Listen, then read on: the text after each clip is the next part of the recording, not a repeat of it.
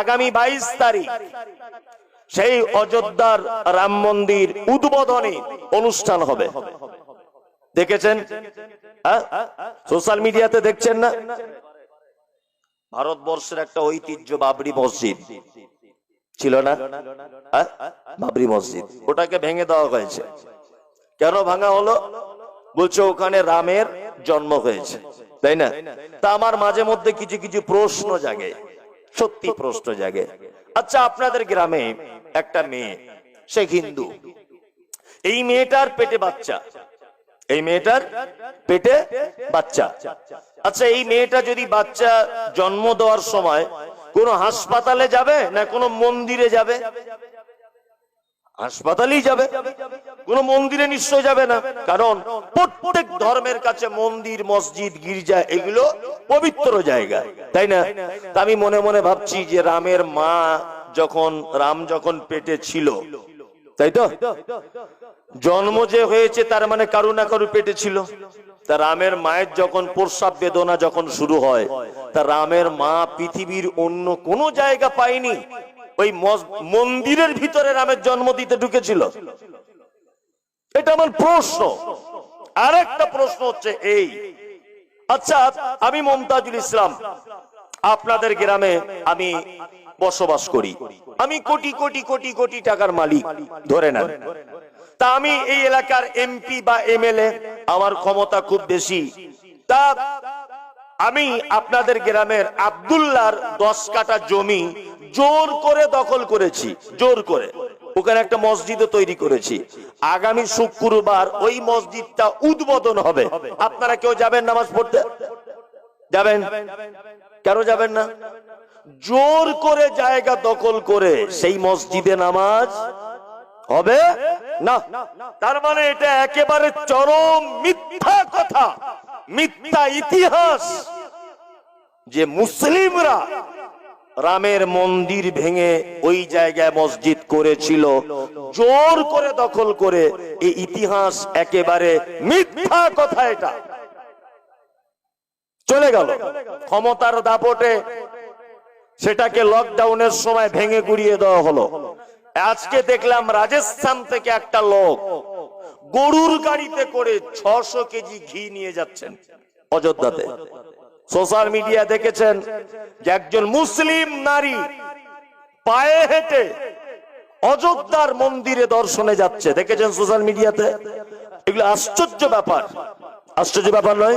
আস্তে আস্তে আস্তে আস্তে করে আমাদের কাছ থেকে সব কিছু হাত ছাড়া হয়ে যাচ্ছে। কারণ হচ্ছে দুটো। এক, আমাদের সেই ঈমান, সেই আল্লাহ ভীতি, সে আল্লাহর উপরে ভরসা, সেটা আর নেই। দুই নম্বর হচ্ছে যে এখন আমরা আছি জালেম শাসকদের অধীনে, কিছু করারও নেই। এই দুটি মাত্র কারণ। আল্লাহ তোমাকে ভয় করার আমাদের সকলকে তৌফিক দান করো, আমিন। 2 আয়াতকো বেশি বেশি করে কোরআন তেলাওয়াত করুন। কোরআন পড়তে জানেন? জানেন কোরআন পড়তে জানেন?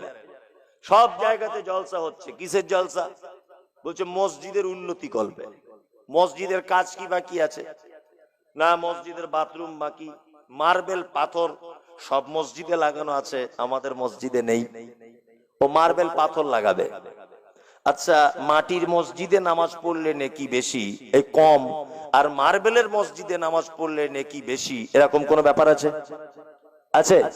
নাই। আমি অবাক হই, অবাক ব্যাপার যে মসজিদের মার্বেলের জন্য 2 লক্ষ 3 লক্ষ 4 লক্ষ 5 লক্ষ টাকা কোথাও খরচা করা হচ্ছে, হচ্ছে না? হচ্ছে। অথচ ওই মসজিদে একটা ভালো কোরআনের শিক্ষক রেখে বয়স্ক মুসল্লিদেরকে একটু কোরআন মাজিদ শেখানো, 2টো দোয়া শেখাতে হবে, কি করে কবরে যাব, কি করে মিজানের পাল্লার এই সব ব্যাপারগুলো একটু ভাবাবো, কবরে আযাব সম্পর্কে তাকে বলবো, 2টো দোয়া শেখাবো, জাহান্নাম থেকে বাঁচার দোয়া শিখবো। এই সিস্টেম কোন মসজিদে আছে? নাই। শুধু মার্বেল লাগাতে হবে, এসি লাগাতে হবে, এই চিন্তা ভাবনা। অথচ কোরআন মাজিদ পড়ার ব্যাপারে কোনো কি চিন্তা ভাবনা নেই। আল্লাহ তাআলা বলছেন আয়াতুহু যাদাতুহুম ঈমানা ওয়া আলা রাব্বিহিম ইয়াতাওয়াক্কালুন। মুমিন হলো তারা যাদের সামনে কোরআন তেলাওয়াত করা হয় আর কোরআনের তেলাওয়াত শুনে তাদের ঈমান বেড়ে যায়। ওয়া আলা রাব্বিহিম ইয়াতাওয়াক্কালুন। আর মুমিন হলো সেই যে সমস্ত ব্যাপারে ভরসা রাখবে আল্লাহর উপরে। ভরসা কার উপরে রাখবে? আল্লাহর উপরে। ছেলে মেয়ে হচ্ছে না, 10-12 বছর বিয়ে শাদী করেছেন, ভরসা কার উপরে রাখতে হবে? আল্লাহর উপরে। কিন্তু কিছু মুসলমান আছে যারা বোকা, আল্লাহকে বাদ দিয়ে কোন মাজারে যাচ্ছে, কোন জায়গায় গিয়ে সেজদা দিচ্ছে না, আমতলায়, গাছতলায়, বাঁশতলায়, অমুক মাজার, অমুক বাবা, এসব করছে না। এগুলো কি ইসলামে শিরক? সমস্ত ব্যাপারে ভরসা কার উপরে? আল্লাহর উপরে। ভালো মন্দ, সুস্থতা অসুস্থতা, সচ্ছলতা অসচ্ছলতা, অভাব অনাটন, যা কিছু ভরসা করতে হবে খাইরিহি ওয়া শাররিহি মিনাল্লাহি তাআলা। ভালো মন্দ সব কার উপরে ভরসা? আল্লাহর উপরে ভরসা করতে হবে। আল্লাহ তাআলা বলেন মুমিন তোমরা যারা, আমি আল্লাহ পৃথিবীতে তোদেরকে অনেক রকমের পরীক্ষায় ফেলে দেব।